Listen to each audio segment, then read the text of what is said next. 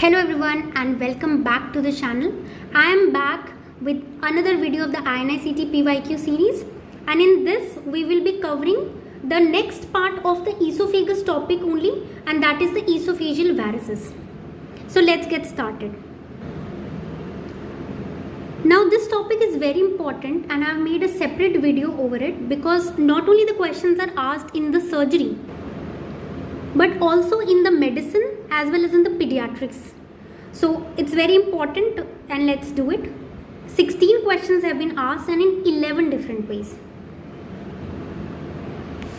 First, a 45-year-old patient presented to you with ongoing massive hematemesis. The patient is alert and hemodynamically stable. What will be the first step in the management? See, I told you in the trauma section as well that whenever a patient comes with massive bleed, the first thing you do is secure the airways. So this was a very easy question if you had that knowledge. But let's do specifically for the esophageal varices. Now the first step we do is to look at the ABC and resuscitate the patient.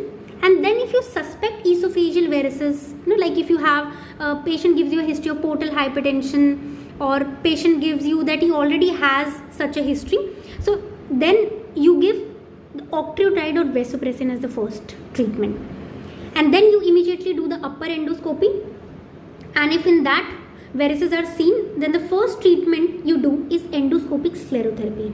Now this table I'm telling you is very important because repeatedly questions are asked from this, like what will be the next step.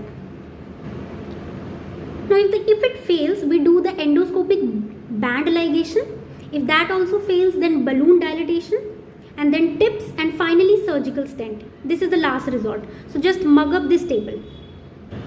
You can see in the explanation, we'll look at the airways so that the patient does not collapse, or if the patient is expected to collapse, and then we put the patient in the recovery position, which is the left lateral decubitus position, in order to prevent the risk of aspiration. Look, the treatment of choice in patient with compensated liver cirrhosis presenting with a history of variceal bleed. I just now told you endoscopic sclerotherapy. If that fails, then endoscopic band ligation and thereafter. Now another very important question, the treatment of acute upper GI bleed possibly avoided. So prophylaxis we can give intravenous beta blockers. This is important. Now see, the first investigation or the investigation of choice in a variceal bleed is endoscopy, and the gold standard is nuclear imaging with technetium-99 RBC scan. Now why I'm telling you, because a question was asked before 2013 regarding that, where they asked what was the true statement regarding GI bleed, and they gave a statement that angiography is the best, which is not, because that can only detect bleeding if the extravasation has occurred during the contrast injection. The sensitivity and specific is the nuclear imaging with technetium-99 RBC scan, where it can detect the bleeding as low as this. Next question, a patient presented with massive upper GI bleed with mild splenomegaly. Most appropriate treatment at this stage in the absence of any other information. See, this is very important. Now this can be confusing because I told you that the first you will give is octreotide and vasopressin in an esophageal varices, but here the patient only presented with upper GI bleed and there was no other information. Then in such a situation we give IV pantoprazole because that can help prevent bleeding, because we don't know the cause exactly. Now next question, a 50-year-old male presented with history of hematemesis, 500 ml of blood, and he's in a kind of shock with BP this much and pulse rate. Splenomegaly of 5 cm below the costal margin. Very easy question. Diagnosis is portal hypertension. This is an old question and similar such question has been asked recently as well, which I will show you below. Now another very important topic, a patient presenting with hematemesis and melena undergoes upper GI endoscopy, but there was no significant finding. The patient rebleeds after 2 days. What is next done? See, I'll explain you this by showing two tables. Look at this table carefully. If there is hematemesis or melena, we'll first check whether the patient is unstable or stable.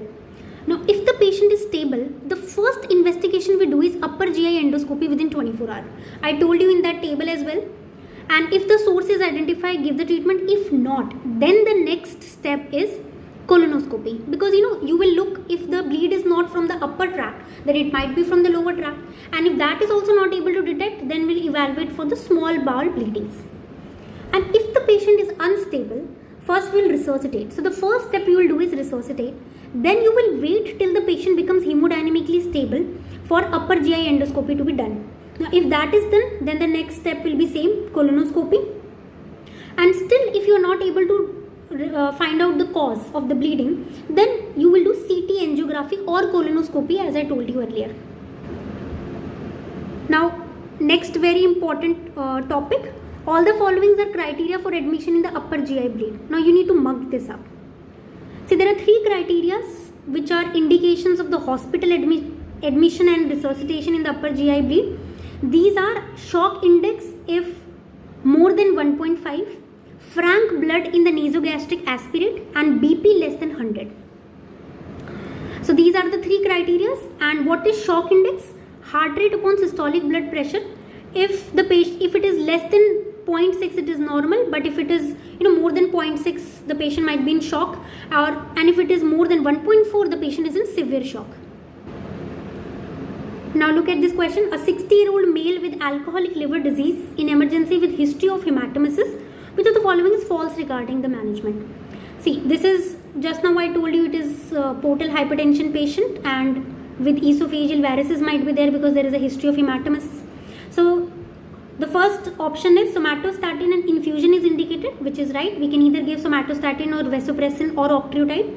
Second, negative nasogastric aspirate does not exclude variceal bleed. This is a very common general statement that if you are not able to detect the bleed in the Ryle's tube or nasogastric aspirate, that doesn't mean that the variceal bleed might not have happened. It might be small, which might not have been able to aspirate. It. Third, nasogastric tube insertion can promote variceal bleeding. No, it can't, because it's a soft tube, so this won't be able to provoke the variceal bleeding. Fourth, upper GI endoscopy is done initially, just now I told you, so this is the answer. And I also told you the criteria for the hospital admission, which are these three. Now this is the same table which I showed you earlier, that if the patient comes with variceal, do for resuscitation, start octreotide or vasopressin, and then the further treatment as indicated above.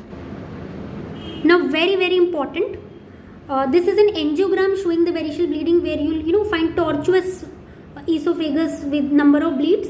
Now this is a postpartum specimen where you will find these bulges, and these are for esophageal varices. And this is the histopathological slides. See, the mucosa is intact, but there are bleedings everywhere. So this is esophageal varices. Now this is a most recent question on this topic, and this is, which of the following are used to stop the esophageal varices? A very good question. See, they showed the 4 images and they asked which would be used in esophageal varices bleeding stoppage. See, this was the Sangsteken Blackmare tube. So obviously this is the right statement. Second was the Minnesota tube. Now this is also right. In balloon dilatation we use both of them. Now these two were the fiber optic endoscope or bronchoscope. Now this can be confusing, because even these can be used when we attach the balloon here and then we inflate it once we pass it into the esophagus and gastric mucosa. So here the answer would have been all the following. See, this is a Sangsteken Blackmore tube. See, this has 3 openings. How will you identify it from the Minnesota? It will have 3 openings. One will be for the esophageal balloon port, another will be for the gastric balloon port, and the third one would be for gastric aspiration port. In the Minnesota, there will be a separate esophageal aspiration port as well. So there will be 4 ports for in Minnesota tube. So this is how you will be able to differentiate. So look at it. The one we will be able to block the esophageal variceal bleedings, and with the second we will be able to block the gastric variceal bleedings. Now STB tube can be used to control the refractory variceal bleeding in more than 80% of the patients, and this is limited to short-term therapy. A 40-year male presents with a history of vomiting of the blood. 500 ml is the vomiting, BP is 90 and pulse is 110. Spleen was palpable. So I just now told you the answer would be portal hypertension. Now another very important table, the common causes of upper GI hemorrhages. So the most common causes are non-variceal bleeding, and that includes the peptic ulcer. Don't get confused, this topic is of portal hypertension and esophageal varices, but the most important cause of the upper GI bleed is peptic ulcer disease, the non-variceal ones. The variceal ones include, because of the portal hypertension, are 20% only. So I'll quickly do the portal hypertension. It is when the portal pressure is more than 10, and the most common cause is cirrhosis. Investigation of choice is color Doppler, and the most common cause of death is hepatic failure. Now this we will do in detail in the liver section as well as in the medicine. Now another very important topic, that is tracheoesophageal fistulas. Now these questions are not recently asked in the INI-CET, but it was earlier asked in the PGI exam, and therefore I am covering it. These topics are also important for the NEET exam. Question: seen in the tracheoesophageal fistula with distal esophageal atresia. See, this will be the diagram. So they did not give the diagram, you have to make it. So what are correct about it? See, vectral anomalies are common. You know the full form of vectral, the vertebral, anorectal, cardiac, tracheoesophageal fistula, renal, and the limb anomalies. Second, oligohydramnios in the mother. Now that was a wrong statement. You just need to know few golden words, that if there is a GIT abnormality in the fetus, it will result into poly. Because the fetus won't be able to drink the fluid. And if there are kidney and renal, it will not be able to produce the amnion, and therefore it will result into LIGO. So mug up this point. Third, drooling of the saliva. Now look at this. Will the child not drool the saliva because it is not able to pass down? So this is right. Respiratory distress with bronchial abdominal distension. See, this is right, but this is wrong. See, in this, there will be no abdominal distension because no air will be able to pass into the abdomen. So the statement is wrong. And last is nasogastric tube fails to be passed into the stomach, and that is definitely, you can see through the diagram. So the answer here will be this one and this one. See, two options because in the PGI multiple choice were correct. Now last topic is the esophageal rings. Now these topics are more commonly asked in the NEET exam. So focus on the topics which I did in the previous part and the esophageal varices of this part for the INI-CET exam. So one question has been asked, and it was asked earlier in the PGI. True statement regarding the Schatzki's ring is, see, what is Schatzki's ring? Look at this. See, it is mostly associated with hiatus hernia. So when the esophagus rolls up, this GE junction constricts here, and it results into the formation of certain rings which are seen in the barium swallow. So these are known as Schatzki's rings, and these are the most common type, and these are the only rings you need to study here. The C ring occurs when the cardia and the fundus part of the stomach gets compressed because of the diaphragm, and the A is not, it is because of muscular constriction. So important point is only solid dysphagia occurs and not liquid. So if in the question solid dysphagia is only there, just think about these Schatzki's ring.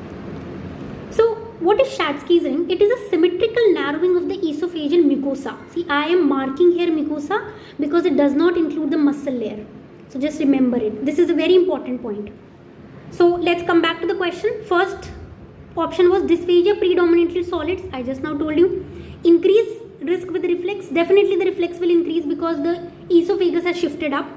Concentric narrowing of the lower esophageal symmetrically. Correct. Contain esophageal muscle? No, I just now told you it contains only the mucosa or the submucosa at par, not muscle. Consists of esophageal mucosa above and gastric mucosa below. That's right.